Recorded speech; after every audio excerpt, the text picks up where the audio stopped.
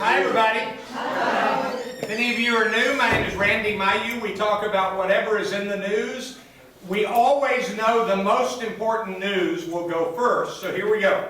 Number one, Bluebell is coming back. It's already in Kroger stores in part of the state, and it will be in our Kroger stores in 2 to 4 weeks. Only 4 flavors to begin with. And I have not heard anybody on any news report say, I'm reluctant to eat it. And so apparently everybody is just glad to get it back. That's story number one. Story number two, now I got to say this just right. We're happy that the football season is starting. If the Cowboys don't look better than they've looked so far in the preseason, it's going to be a short interest season for us. They've got to do better than they've done so far. Of course, in the first half this weekend, Tony Romo looked good. They scored. They were doing well, and then it went downhill from there again. So we'll see what happens when we get the defense and the offense first string going full time. I don't know how that's going to go. So that's item number two. Item number three, the Rangers, if the playoffs were today, would be in the playoffs. So that's pretty exciting. So we've got the Cowboys starting, the Rangers would be in the playoffs, and Bluebell is back. There's no other news worth talking about. I'll see you next time. Okay. There are a lot of ways to talk about a lot of things. I'm going to tell you a story, and there's a word, and the word, you all know this word, is symbol. And the idea is that sometimes you do things that really matter, and sometimes you do things that are symbolic, and because they are done, they really matter. So I'm going to tell you an old story. A number of years ago, when a man named Ray Kroc was running McDonald's. All of you remember the name Ray Kroc? There was a single McDonald's restaurant, I think in San Diego, California, but I could be remembering that incorrectly. And Ray Kroc went into the McDonald's, and on the floor in the kitchen, he saw a dead fly. And so what he did was, immediately, he went to the front door and locked it. And then he called everybody together and said, I'm taking away this franchise. We do not have dead flies on the floor in the kitchen in a McDonald's restaurant. Well, it turned out that 3 months later they reopened. But for many, many months and a few years after that, every McDonald's employee in the whole country was making sure there were no dead flies on the floor.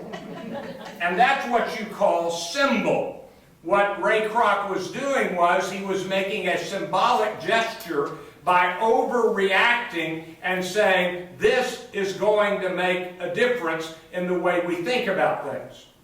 I teach at community college level speech, and I have an assignment on how to do research. Anybody in here ever heard of the inverted pyramid?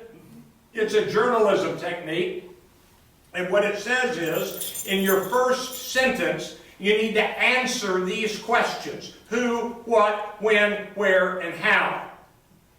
And in your first sentence, you answer that, and then you give the other information. So I don't have it in front of me, but it goes something like this. This is the example that's always used.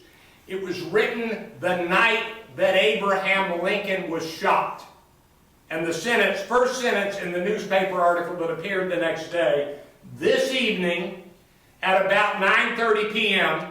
at the Ford Theater, President Lincoln, while sitting with Mrs. Lincoln and 2 others, was shot by an assassin. That's the first sentence. And that's a great first sentence. If you didn't read another word, you knew what happened. Who, what, when, where, and how. You can't answer the why that quickly. So anyway, I say all of that to say President Obama is making a very big symbolic gesture today. He is renaming Mount McKinley to Mount Denali. And if you don't know this, Mount Denali was its original name. And so he is returning the name of the mountain back to the natives of the state of Alaska. I've been to Denali Park, and I've seen Mount McKinley from a distance, now Mount Denali.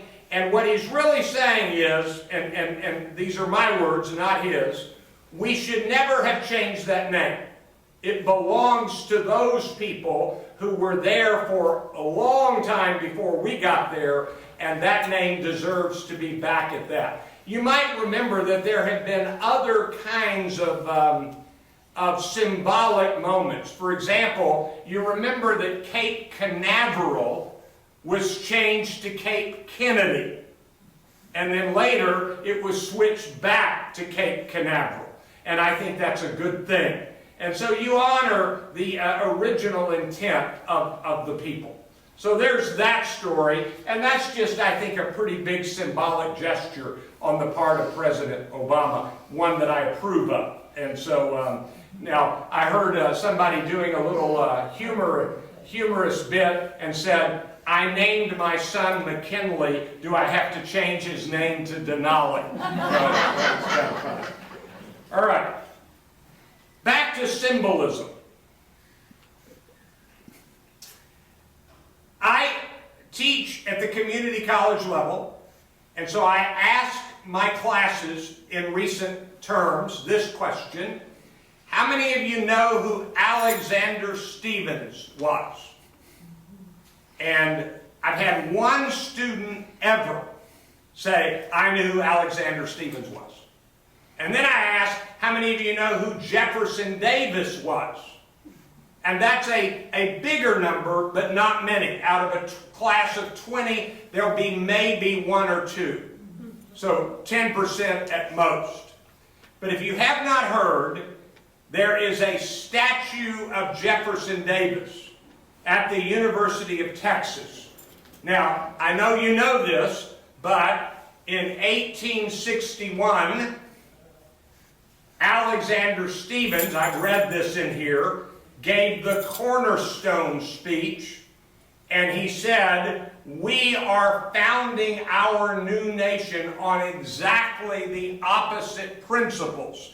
He's referring to the line in the Declaration of Independence, we hold these truths to be self-evident, that all men are created equal. He says, we're not founding our new nation on that. All men are not equal. That's the Vice President of the Confederate States of America, Alexander Stephens. Jefferson Davis was the President of the Confederate States of America, and there are people who have been objecting to the Jefferson Davis statue at the University of Texas.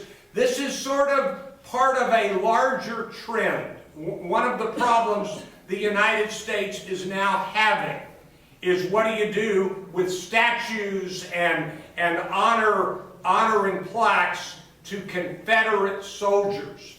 And a number of people say they're fine, they represent the South, they represent the tradition of the South. Others are saying, but there would not have been a Confederate States without a desire to maintain slavery, which, by the way, is accurate. That's the stated reason for the founding of the Confederate States of America. The stated reason by the people that founded it. So what's happening is there's beginning to be momentum to move such items into museums away from public places of honor.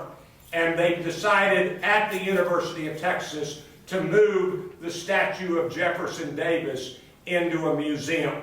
You may like that, you may not like that. I personally like that. I think that's the right thing to do.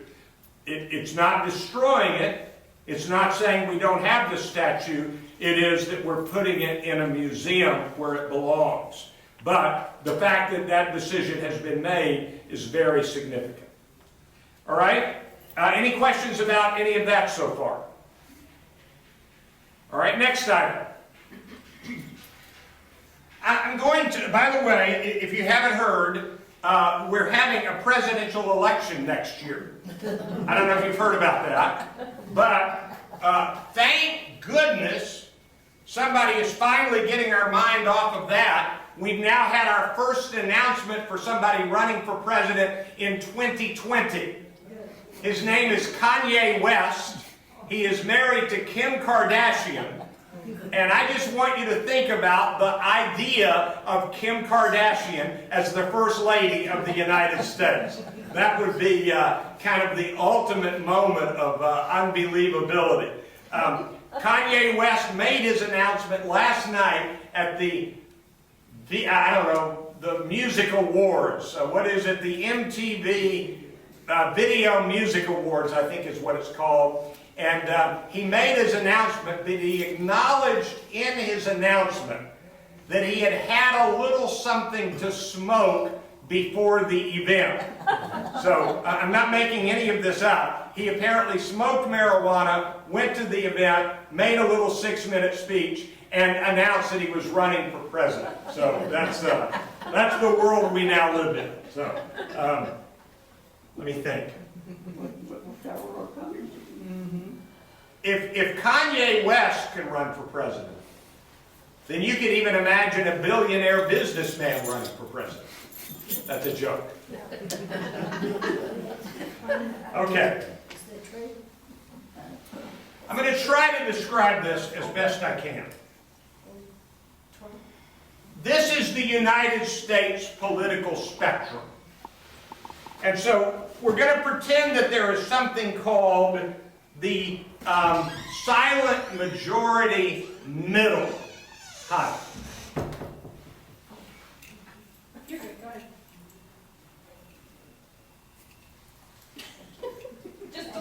Okay. We're going to pretend that there's something called the silent majority middle. These are the people in the middle of the political spectrum in the United States. It's the kind of thing, if you go back a few presidents, you might remember that there was a president named Ronald Reagan who had a number of Democrats support him. Democrats for Reagan. Well, it was perceived that Reagan was close enough to the middle that even Democrats could support him. Whether he was that close to the middle is up to dispute, but that's the idea behind it. In the last few election cycles, we have seen things become, to some level, ever more extreme. And so, if you consider, we're going to put this side of the spectrum Republican, this side of the spectrum Democrat. Let me tell you an announcement that was made today. And I'm going to call this the extreme end of the Democrats. Now, I don't mean that these people are necessarily actually extreme, but I am saying that their viewpoint is well beyond the middle of the country. And so, in the weekend that we just had, and it was a terrible moment, there was a man who walked up to a sheriff's deputy in Houston, you all know about this, and shot him in cold blood in an execution-style shooting and left him dead. We don't know every detail about this. We do know that now he is being held without possibility of bond at all. And we also were told that his mother turned him in. That his mother knew that he had done something terrible. I don't know if he knew she killed him, but all I saw was the line, the mother called and turned him in. All right. There's a group that many believe to be on the extreme end called Black Lives Matter. You might remember that one of the, maybe the sheriff who was the boss of the sheriff's deputy, said, we've got to quit saying Black Lives Matter, White Lives Matter, all lives matter. But the Black Lives Matter, and you're going to see it written with a hashtag because that's a Twitter account. That's how you write something on Twitter, with a hashtag. And so Black Lives Matter announced today, apparently there were some official Democratic Party pronouncements supporting Black Lives Matter. Not from Hillary Clinton per se, although she has met with them and agrees that they have legitimate grievances. But the Democratic Party in some way issued a statement of support to Black Lives Matter. And the spokesperson for Black Lives Matter announced in a statement, we are not supporting the Democrats. We do not support the Democratic Party. We do not support the Republican Party. We support no party. We believe that all of the politicians in America have treated black lives as though they do not matter.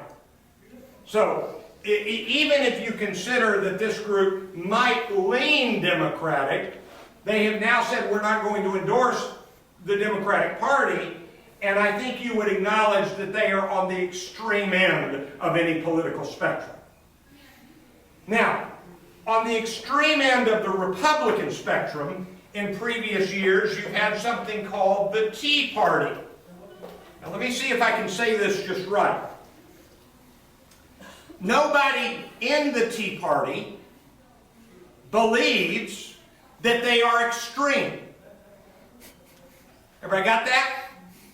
They don't believe they're extreme. In the same way that the people who are in the movement, Black Lives Matter, they don't believe that they're extreme. They believe that they are taking a logical stance. So here's a little test for us. Are you ready? I want everybody to vote. Do you believe it's possible to be extreme politically? Let me see your hands. So you believe it's possible. Do you know of any extreme person or group that admits to being extreme? You see the problem? Extremist groups are extremist, but they don't admit that they're extremist. So it's a very interesting problem. So here's what has been said on, I've just told you the Democratic side. I'm going to tell you 3 things that have been said in the last week by actual candidates for president on the Republican side. Number 1, let's hire FedEx to put some kind of computer code into the physical body of people who come into this country who are not citizens, so that we can track them like we track a FedEx package. That was proposed by New Jersey Governor Chris Christie. And he said, what we need to do is when somebody comes in with a temporary visa from any country that's not the United States, when we know that a person is coming in legally, we will put some kind of something on them that we can then track like FedEx tracks packages. And he actually said, let's hire the CEO of FedEx to lead this effort. Now, I want to tell you that I think that's extreme. I think that is beyond the pale. But he doesn't think it's extreme. He thinks it's good. All right, so that's number 1. Number 2, I'm getting ready to say this, trying to figure out a way to say this without smiling too much at the ludicrous in this. We have now actually had another presidential candidate, Republican presidential candidate, who has stated that it would be a good idea to build a wall across the entire border between the United States and Canada. Not Mexico, but Canada. That's Scott Walker, the governor of Wisconsin. Rand Paul, who is also running for the Republican nomination for president, senator from Kentucky, Rand Paul has stated that the idea of putting some kind of tracking device on human beings is the most stupid idea I've ever heard, except for the idea of building a wall between the United States and Canada. That's more stupid. Now, here's the catch.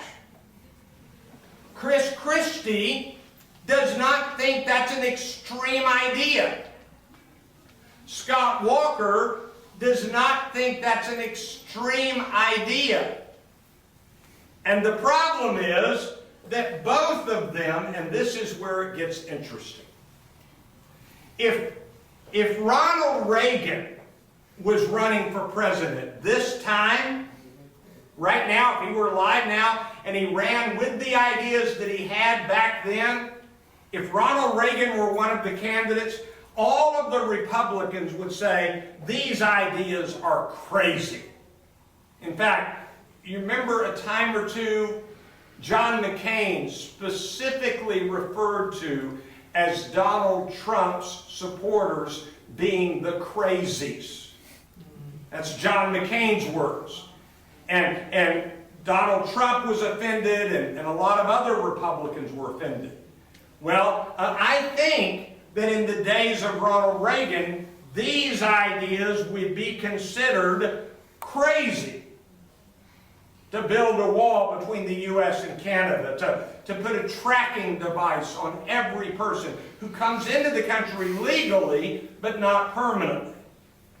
Now, number three, let me think how to say this. The third example of the extreme, and my problem is I don't know which one to choose. But the name connected is Donald Trump. And so which one of Donald Trump's ideas would be considered extreme?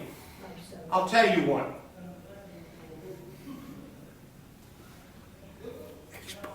I'm not as old as some of you. But I'm not a young guy. And so, when I was a little boy, my mother, I was born in 1950. You remember the 1950s?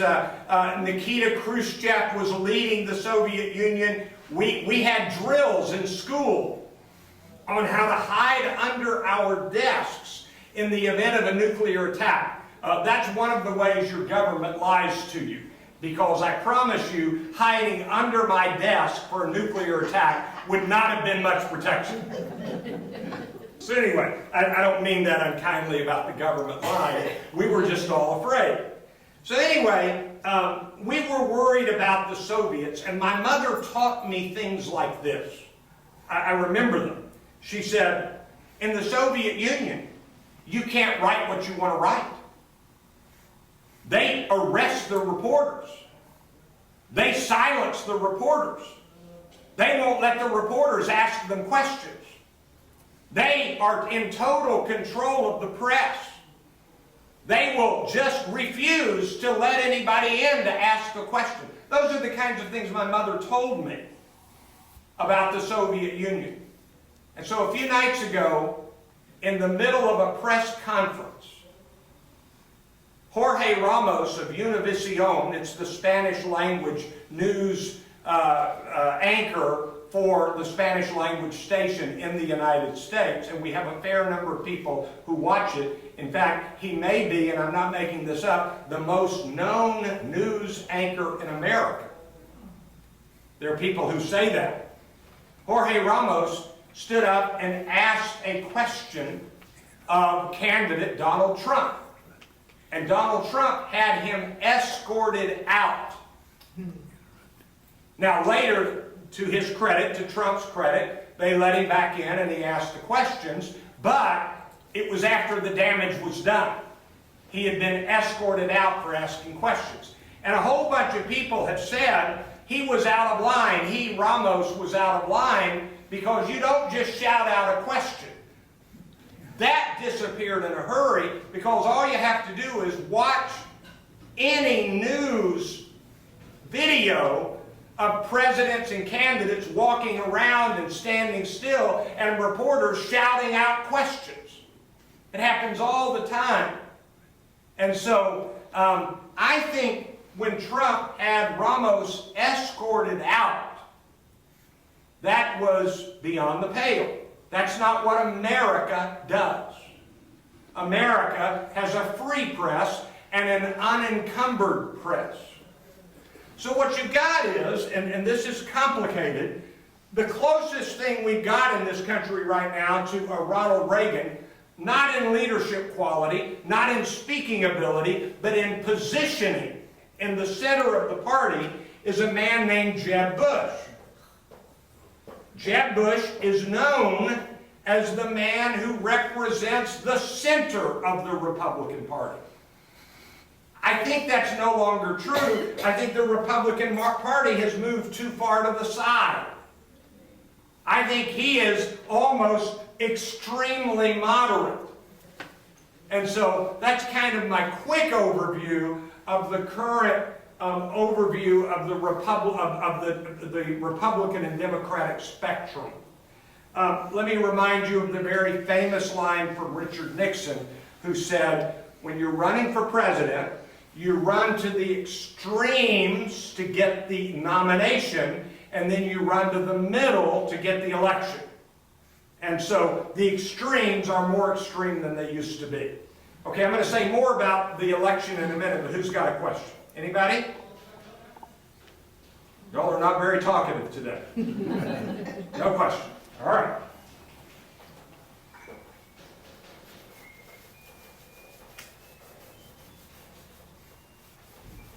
Now,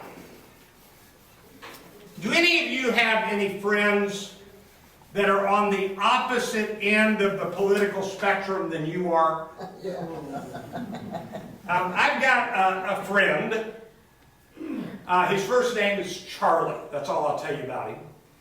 And he and I had lunch a while back, and let me see if I can remember his exact sentence. I said to him, Charlie, I know you and I don't line up politically. And he said, Randy, let me just tell you what I know for certain. This was his sentence. Obama was not born in the United States. He is a Muslim. He is out to ruin this country. And the worst thing that ever happened in this country was electing Barack Obama as president. And it would be even worse to have Hillary Clinton. And he said, now what do you want to talk about? So I'm not making any of that up. He said those precise words. I'm being videotaped. I'm not going to tell you about something else he said about Barack Obama's mother. I'm not even going to tell you what he said about that.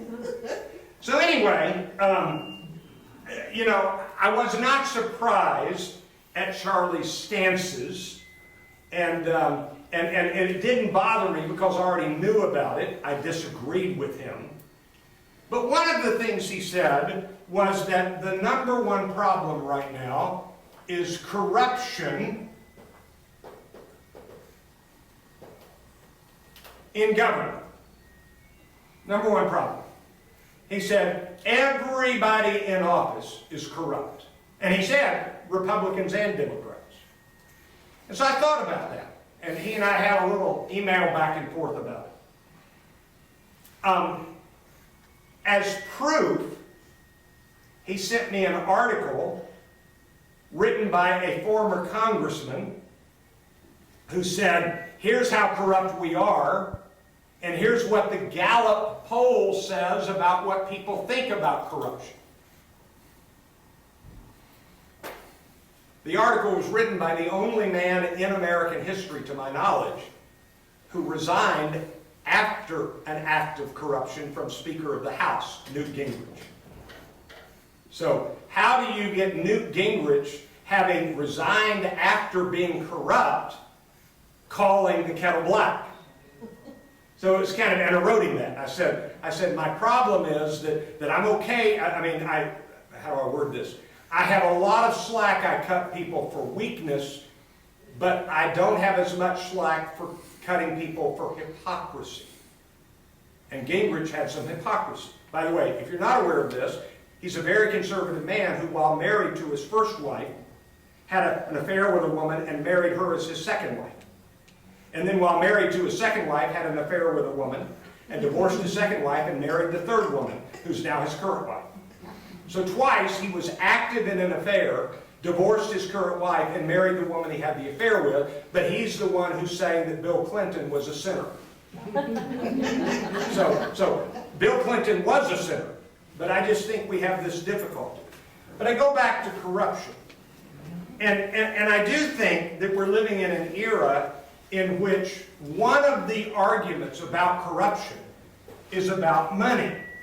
And this is one of the reasons why Donald Trump might be popular. Nobody can buy him. He's got his own money. And so we're going to talk about the polls in a minute, but that's a piece of that puzzle. But right now in Texas, and by the way, corruption is party neutral. There have been Democrats in New Jersey and Illinois that have gone to prison for how corrupt they are. But at this moment in Texas, right now, our Attorney General has just fired his third attorney while he is under indictment for breaking securities laws. And he appeared before the judge last week in Garland County. And he fired his third attorney. Or maybe his third attorney quit because he didn't feel like he could defend him. I don't know the answer to that question. So corruption is real. And really all I wanted to say was that wouldn't it be nice if we had pristine, pure office holders and candidates? But you're not running. And I'm not running. And I'm not pristine and pure anyway. So it's a difficult thing to talk about corruption. Any comments about corruption? We also, yes? I can remember as a little girl, we lived in the country, about 12 miles from town, and they'd come in from town to bring people in to vote. Okay. And my father mentioned, or he asked my mother who she was going to vote for, and she mentioned somebody, and he mentioned somebody else, and he said, "You mean you would kill my vote?" Mother said, "Indeed I would." She said, "I know that politics is crooked, because my daddy was in it." Her story is good, and there's a piece of accuracy to it. I think we all know that when Lyndon Johnson won his very first election, he was elected by dead people casting votes for him. And that really is pretty well acknowledged. And I can tell you other stories. So that's a pretty sad, interesting story. Now, there's another side of local politics, and it really does raise quite an interesting dilemma. On the one hand, I want to have compassion, and on the other hand, I want to ask, is a person up to the job? Because serving the public is a pretty big question. So if you can't figure out what I'm talking about Susan Hawk. Susan Hawk is the elected district attorney of the county of Los Angeles. And she happens to be a Republican. If you don't know this, she used to be a Republican. Then she ran as a Democrat and became a judge. Then she switched back to the Republican Party and became the district attorney. And in local politics, that happens a lot. But she was elected as district attorney. She beat Craig Watkins, who was also corrupt and was using money that he should not have used in ways that he shouldn't have used it. And so Susan Hawk is now the district attorney of Dallas County, and she has announced that she's staying away from work for another few weeks because of depression. And boy, do I know enough about depression to know that that can be genuinely debilitating. And so we want to have compassion for a person suffering from clinical depression.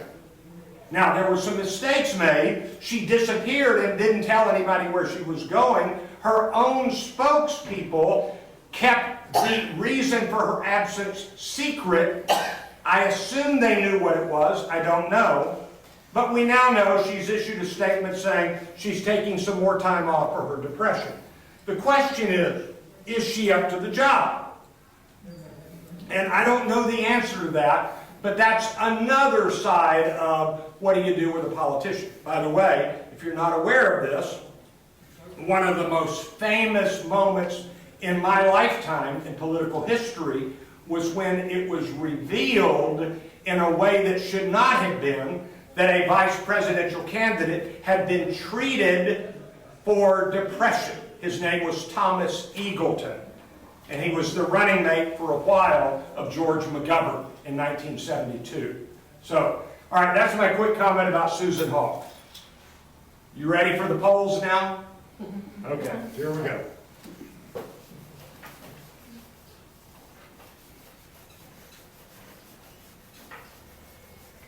Now, if you can go back a few weeks ago, before Donald Trump's incredible ascendancy, it was basically being talked about that the race was between Jeb Bush and Scott Walker and Marco Rubio. Those were kind of the three that were perceived to be the ones who would end up at the top, one of those three, in the Republican presidential nomination process. And so, Jeb Bush, Scott Walker, and Marco Rubio. There were a number of people who were holding out for a guy named Ben Carson, the neurosurgeon who's retired from that and has never run for office, and he's always had a very energetic following. And then there were a number of others. I'm not sure that I can list them all, but there was Rick Perry and Bobby Jindal and Chris Christie and Rand Paul.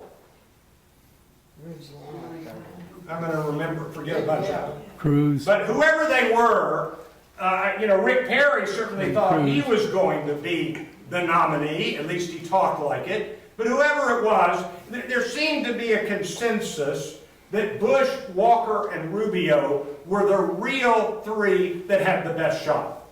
That was earlier. And then a man named Donald Trump came along.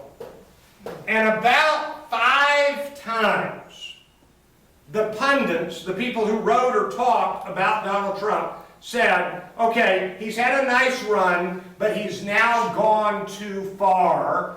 He will not survive any further.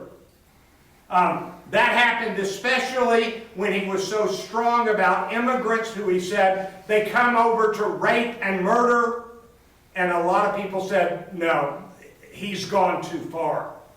Or, and this one's pretty amazing, when he said that John McCain isn't even a real war hero. And you remember Jeb Bush said, that's it, that's the end of Donald Trump. Well, if you're not aware of this, the latest polls have Trump at the highest he has been. He is leading the national polls somewhere around 27 or 28%. He's leading in Iowa. He's leading in every state that's been polled. He is winning the polling sweepstakes. Now you're going to say, hey Randy, that doesn't matter. In the last election, Herman Cain was ahead in the polls. And at one point, Rudy Giuliani was ahead in the polls. And at one point, Michelle Bachmann was ahead in the polls. But what's different this time is that he has stayed ahead longer and withstood every attack so far. So, what does this mean for the rest of the party? Well, let me show you where we're at for the Republicans. Does anybody know who's currently in number 2 slot? Carson, isn't it? Who? Carson. That's exactly right. Dr. Ben Carson is now number 2 at about 12 to 14%. So I want you to kind of look at that a minute. Donald Trump, 27%. Ben Carson, 12%, give or take. That's 39%. 40%. Where's Cruz? He's down. I'll tell you about him in a minute. So that's 39% from 2 people who have never run for office. Let me say that again. The 2 people leading the Republican Party sweepstakes have never run for office, and they're leading. Now that's kind of breathtaking. Who are they leading? They're leading former governor of Florida, current governor of Wisconsin, current senator from Florida. There is governor from, or senator from Texas, Ted Cruz. This is breathtaking that the Republican polling is asking, if the election were held today, who would you vote for? And the number 1 and the number 2 choice are 2 people who have never run for office. It's not that they just haven't held office. They've never even run for office. So that's really a breathtaking development. The only person in your lifetime and my lifetime who became president and was perceived to be a legitimate candidate when he became president, who had never run for office, won D-Day. Dwight Eisenhower. Dwight Eisenhower is the only presidential candidate who ran for president, had never run for office, and nobody objected to that. But he had a pretty good track record. And so that's a little different than Donald Trump and Ben Carson. Now, nobody else is at 10%. So I think third, somebody asked about it, I think third at the moment is Ted Cruz at 8%. Let me tell you something that Ted Cruz and Ben Carson have in common. Anybody know? They haven't criticized Trump. And Trump likes them both. The other day, this is kind of hard to describe, Donald Trump sends a lot of messages by Twitter. And when the latest Iowa poll came out, the Des Moines Register, that's the newspaper in Iowa, when the latest Iowa poll came out, Donald Trump was way ahead, 26%, give or take.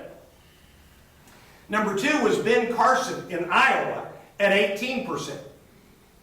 So higher than his national average.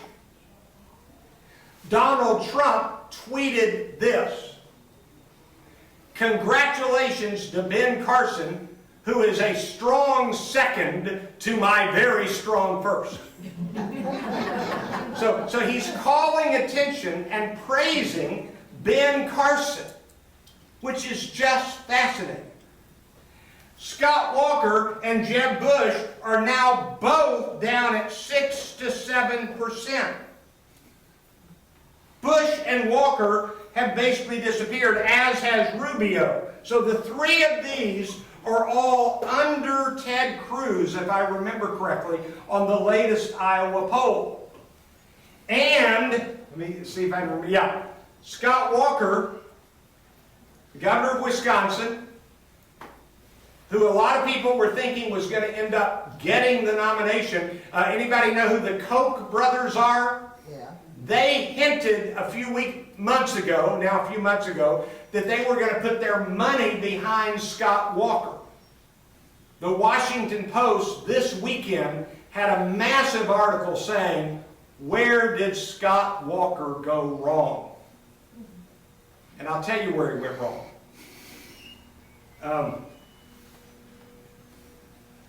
Thinking of how to say this just right. In any other year, he would not have come across as boring as he has this year, because every candidate is being compared to Donald Trump. Elvis Presley would be boring compared to Donald Trump.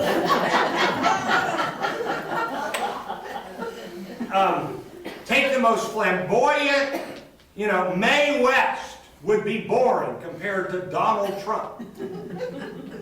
And so Donald Trump is so overwhelming in his persona that bless you, that people compare Bush to Trump. Trump says about Bush, he's tentative. He is. But everybody's tentative compared to Donald Trump. And so he just continues to outshine everybody. Everybody. Okay. So who's got a question about the current tracking polling about the presidential candidate? Anybody? Somebody needs to say something. Y'all have been the quietest you've ever been. Do you remember who you said would probably end up the first time that you said anything about the candidacy? Do you remember who you picked? I think I might have picked Cruz. That's right. That's right. That's right. And I don't think Cruz will get it. But I do think that if Donald Trump implodes, I don't know if he will. If he does, I think Cruz will pick up the most following from Donald Trump. But I don't know that. I don't know that. Cruz is the least establishment while holding office of anybody on this list. So, and we're in an anti-establishment mode. Okay, let me take a minute and talk about Hillary and Joe Biden. Okay. A lot of talk in the last 10 days, will Joe Biden enter the race? I'm going to give you my opinions, just my opinion. Joe Biden will not enter the race.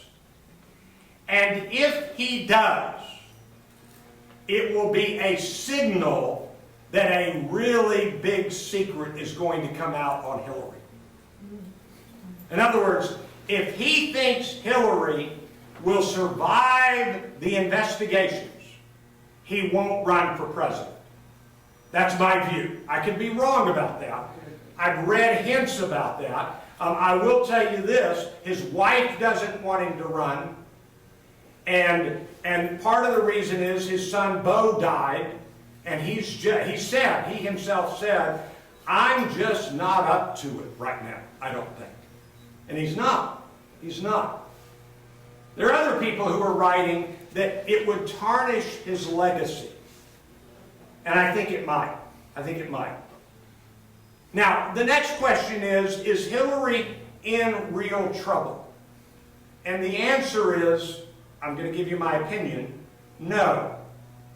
You remember David Petraeus was caught doing something wrong with classified information, and he had to leave his position as a general. You remember that? Yeah. The prosecutor who led the investigation of David Petraeus stated today, or yesterday, I read it today, stated today that Hillary Clinton's mistakes were not like David Petraeus's misdeeds. And Clinton made some mistakes, but it's not against the law, and in fact, it's the kind of mistake that mistakes that others have made in the transition from written memos of the past to email of the present.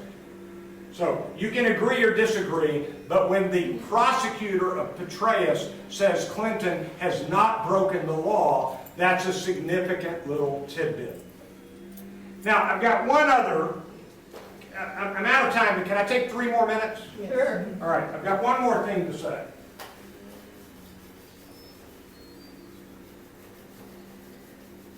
This is pretty interesting.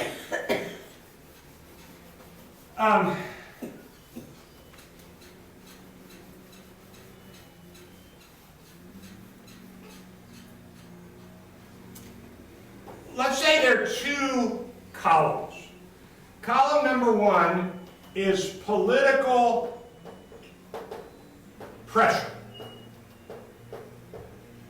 And column number 2 is conviction.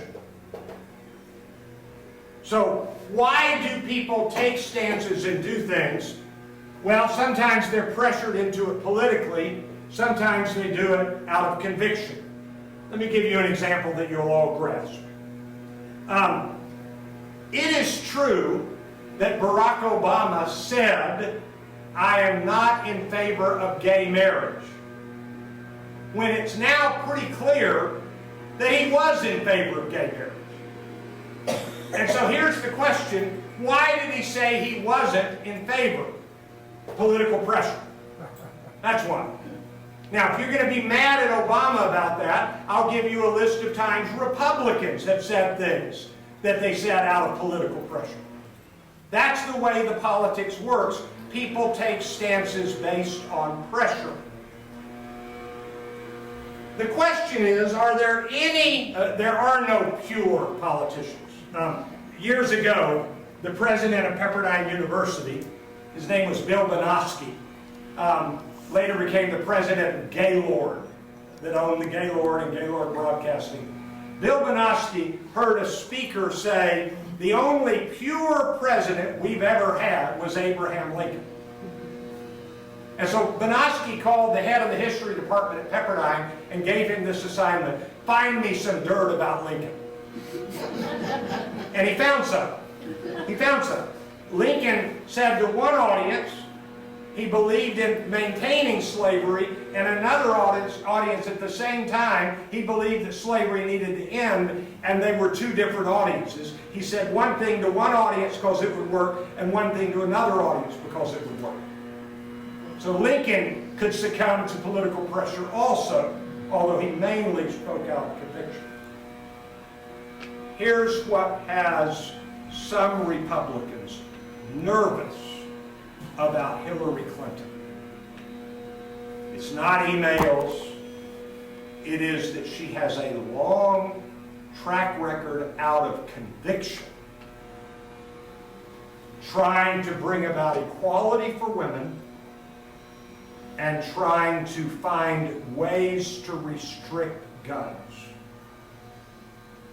Both of her positions on that, women equality and gun restrictions, she has a long track record of that, out of conviction. And some Republicans really don't want a president who is going to work on the gun issue. And they don't really like the women issue. So that's kind of interesting. Okay, I end with this. The stock market's back down. Oil is back up, but not much. Gasoline on Centerville is $2.11 a gallon. Go fill up right now. And I'll see you, not next week, but 2 weeks from today. I'll be here next Wednesday, a week from Wednesday, for our reading group. Thank you. Great to see you all.